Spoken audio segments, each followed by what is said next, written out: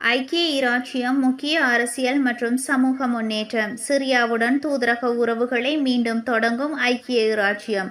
இங்கிலாந்தின் புதிய வெளிநாட்டு செயலாளர் டேவிட் லெமி தமஸ்கஸில் இடைக்கால சிரிய அரசு தலைவர் அஹ்மத் அல்-ஷராவை சந்தித்து சிரியாவுடன் தூதரக உறவுகளை மீண்டும் ஆரம்பிக்க இருப்பதாக அறிவித்துள்ளார். இந்த ஒப்பந்தம் கடந்த 14 ஆண்டுகளாக நிறுத்தி வைக்கப்பட்டிருந்த இரு நாடுகளுக்கிடையிலான தூதரக உறவுகளை மீண்டும் தொடரும் முக்கியமான முன்னேற்றகரமாக கருதப்படுகின்றது.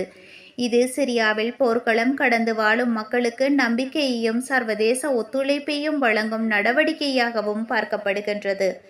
இதையடுத்து சில தண்டனைகள் நீக்கப்பட்டு ஐக்கிய இராச்சியம் சிரிய அரசுடன் மேலும் பொருளாதார மற்றும் தூதரக செயற்பாடுகளை விரிவுபடுத்தும் நடவடிக்கையில் இறங்கியுள்ளது. லண்டனில் பலஸ்தீன ஆஷன் ஆதரவாளர்கள் மீது கைது.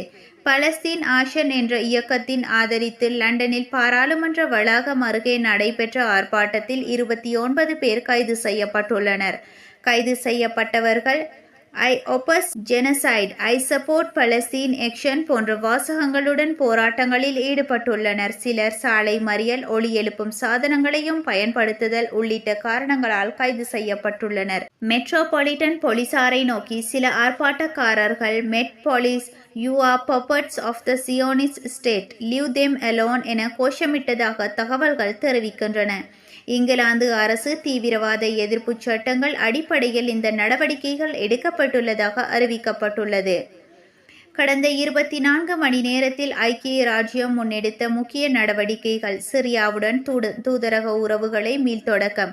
14 ஆண்டுகளுக்கு பிறகு இது ஒரு முக்கியமான வெளியுறவு திருப்புமுனையாக அமைகின்றது. பலஸ்தீன ஆஷன் ஆதரவாளர்கள் கைது. சமூக நீதிக்காக போராட்டங்கள். அரசியல் அதிகாரங்கள் எப்படி எதிர்கொள்ளப்படுகின்றன என்பதை காட்டும் விசேட நிகழ்வு. இவ்வாறு ஐக்கிய இராச்சியம் தனது வெளிநாட்டு கொள்கைகளையும் உள்ளக அரசியல் மற்றும் சமூக களங்களையும் ஒரே நேரத்தில் கட்டுப்படுத்தும் முயற்சியில் இறங்கியுள்ளது.